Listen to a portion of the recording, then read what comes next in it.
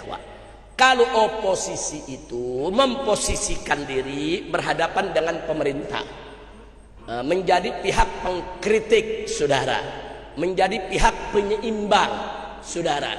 Nah, biasanya dalam seni politik, saudara, yang namanya oposisi itu sering membabi buta, saudara, untuk mengkritik lawan politiknya. Oh, lawan politiknya pemerintah. Jadi apa saja yang dilakukan oleh pemerintah mereka kritik. Apa saja yang dibuat oleh pemerintah semua mereka anggap jelek. Itu oposisi, seringnya begitu. Kalau ulama nggak boleh begitu, saudara. Nggak boleh, saudara. Kita kepada pemerintah selama putusannya bagus, tidak bertentangan dengan syariat Islam, tidak merugikan rakyat, tidak membahayakan negara, saudara, maka wajib kita dukung, wajib kita terima. Oh ya, ini putusan bagus, baik dari segi agama, bangsa, negara, semuanya baik. Dukung, jangan ragu-ragu untuk memujinya, walaupun kita nggak suka kepada pemerintahnya, sudah. Puji, yang berhak dipuji, puji, sudah. Walaupun datangnya dari orang kafir sekalipun, kalau dia benar, dia mengambil keputusan yang bagus, saudara. Jadi kita lihat substansinya, saudara, kira-kira jelas tidak?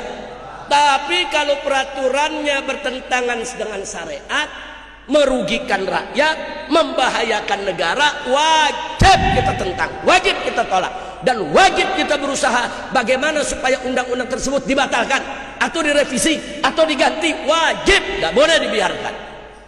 Nah, itu namanya sikap amar ma'ruf nahi munkar. Kira-kira jelas tidak?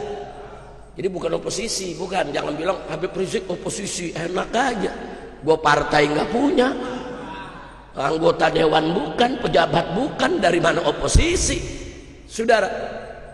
Terus kalau ada yang nanya lagi, Habib, tapi ini sekarang banyak yang minta presiden turun nih. Saya ditanya setuju apa enggak? Jawab saya, lu baru bangun tidur loh. Dia nggak tahu apa dari mulai di Mekah, saudara. Saya sudah teriak-teriak dari mulai di Mekah nih, di Mekah nih. Silakan buka lagi, saya sudah teriak. Kalau negara pengen selamat, makzulkan Jokowi, bubarkan PDIP. Dari dulu saya teriak. Bukan sekarang, bukan dulu. Kira-kira jelas gak? Enggak, saya mau tanya yang hadir sini dulu waktu di Mekah, ada gak rekaman begitu? Ada gak? Beredar gak? Ya udah dari dulu, tahun berapa itu? 2017, sekarang 2024. Sekarang baru pada teriak dan sharing Jokowi, lu baru bangun tidur. Kira-kira jelas gak? Tapi nggak apa-apa, lebih baik terlambat daripada tidak sama sekali. Ya udah tinggal 2 bulan lagi beres, baru mau dilengserin. Aduh, kacau dah. Udah gitu pakai nyalain, Habib Rizik nggak turun nih, payah. Udah puyeng. Padahal saya dukung. Beb, dukung nggak lengserin? Dari dulu kita juga teriak lengserin, saudara. Bahkan dari dulu saya udah bilang ini memang brengsek, nggak sesuai aturan. Aturannya baunya amburadul. Berkali-kali saya teriak brengsek, masa nggak paham sih? Kira-kira paham nggak? Udah, Ustaz Kembar ketawanya jangan kenceng-kenceng. Urusannya diciduk duluan nanti. Jadi kalau sekarang enggak, saya mau ngaji dulu, ngaji baca kitab ya. Iya, baca kitab biar yang muda-muda dulu dah yang teriak. So udah capek, udah teriak, udah sering, udah banyak. Kalau ibarat makan tuh udah bosen udah. Kira-kira jelas tidak? Paham tidak? Jadi artinya, saudara, ya saudara, kalau ada presiden siapapun dia, cawe-cawe membangun politik dinasti, dia hanya ingin untuk membahagiakan keluarganya saja dengan mengorbankan daripada kesejahteraan rakyat, wajib segera dilengserkan. Saya sudah sampaikan ini dari tahun 2017, makzulkan Jokowi. Loh, kenapa 2017 saya begitu semangat? Karena memang dari awal dia memimpin udah banyak bohongnya. Nah, Allah menyatakan dalam Al-Quran, wailul lil mutaffifin, saudara, celaka bagi orang-orang tuh yang suka berdusta. Kalau dalam Al-Quran diceritakan orang yang suka mengurang-urangi timbangan, saudara. Dia bohong, dia curang, nggak boleh, saudara. Dan Nabi juga pernah mengatakan, man ghasyana falaisa minna. Barang siapa yang mencurangi kami, membohongi kami, menipu kami, tidak termasuk golongan kami. Dan sejak 2017 dari Mekah sana saya sudah berteriak, saudara, siapapun pemimpin yang memperoleh kemenangan dengan jalan curang tidak akan berkah. Tidak akan berkah. Nah, sekarang kita lihat lagi, saudara. Dia sama dia ribut, saudara, ekonomi semrawut, saudara, utang nggak tanggung-tanggung, utang yang resmi dari pemerintah aja sudah lebih dari 8.000 triliun. Belum utangnya BUMN yang juga 8.000 triliun, saudara. 8.000 triliun, belum lagi uang pensiunan ASN, TNI, Polri, saudara. Itu jumlahnya nggak kurang dari 4 triliun. Jadi beban yang ada sekarang ini 20 triliun. Kesian Pak Prabowo, besok baru jadi presiden, mesti ngeberesin utang 20.000 triliun. Kalau nggak stroke udah bagus tuh. Ya kan kesian orang jadi presiden dilantik bukan dikasih, saudara, program yang bagus, dikasih apa? Beresin utang. Jokowi yang pesta, saudara, piring pada kotor, Prabowo yang disuruh nyuci, ya. Kacau, kacau. Nah, kacau gak? Orang lain yang pesta, ente bayangin lagi pengantenan tamu 1.000, semua makan kotor gak piring, terus ente nyuci sendirian, gimana lu? Ya begitu, saya perumpamakannya begitu. Jokowi dan kroni-kroninya yang pesta, saudara, udah piring semua kotor, saudara, semua peralatan pesta ada di situ ditinggal, Prabowo disuruh rapihin, ya kawan. Ya mudah-mudahan Prabowo bisa, amin. Mudah-mudahan Prabowo mampu, amin. Sebab kalau nggak mampu kesian, orang bisa stroke, saudara.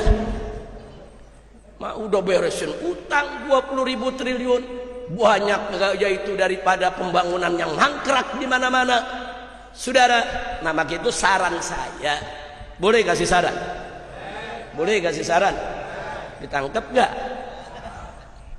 Ya, saran saya, insya Allah nanti tanggal 20 Oktober jika Bapak Prabowo Subianto dilantik sebagai Presiden Republik Indonesia, saya sarankan program pertamanya dalam rangka untuk menyelamatkan NKRI, seluruh utang negara, saudara, diaudit. Audit, periksa semua utang. Nah, nanti diaudit kelihatan mana utang yang betul-betul legal, mana utang yang ilegal. Utang yang legal itu utang yang disepakati oleh pemerintah dan DPR, saudara. Legal, bayar sesuai perjanjian. Tapi kalau ada utang ilegal, saudara, yang memang DPR tidak pernah setujui atau tidak melalui prosedur yang sebenarnya, tidak ada studinya, saudara, tidak memenuhi persyaratan, saudara, atau bahkan ada satu proyek para ahli sudah mengatakan ini tidak boleh dibangun, ini berbahaya, ini proyek rugi, tapi pemerintah tetap dia tubruk, dia jalan, saudara. Ini semua utang ilegal. Utang yang ilegal ini, saudara, nggak usah dibayar, lalu pelakunya jeblosin semua ke penjara, masukin ke penjara, saudara. Mau siapapun, mau Jokowi ke, saudara, mau Luhut ke, mau siapapun kroni-kroninya, kalau memang terbukti melakukan utang ilegal, tangkap, jebloskan ke penjara, sita semua hartanya, saudara. Jadi itu saya yakin kalau itu diaudit, saudara, utang yang tadinya kelihatan 20.000 triliun mungkin cuma 4.000 triliun, saudara. Sisanya ini banyak dikorupsi, banyak dipakai untuk pribadi. Ada urusan apa kita disuruh bayar utangnya dipakai buat pribadi? Ada urusan apa kita disuruh bayar utang, saudara, yang dipakai, saudara, untuk kepentingan satu kelompok, bukan kepentingan bangsa dan negara? Kira-kira jelas gak? Setuju gak? Ente yang setuju, Prabowo wallahu a'lam. Tapi kalau Prabowo lakukan ini, saudara, insya Allah, saudara, beliau akan bisa memimpin dengan mudah, dengan sejuk, dengan damai, dengan tanpa beban yang berat, insya Allah. Jangan semua utang dibayar, tunggu dulu, periksa dulu dong, ini utang siapa? Oh, ini utangnya benar, legal, ini berdasarkan studi kelayakan, oh ini sudah setuju DPR, ini memenuhi syarat, kita bayar itu utangnya, Pak. Nggak boleh kita lari.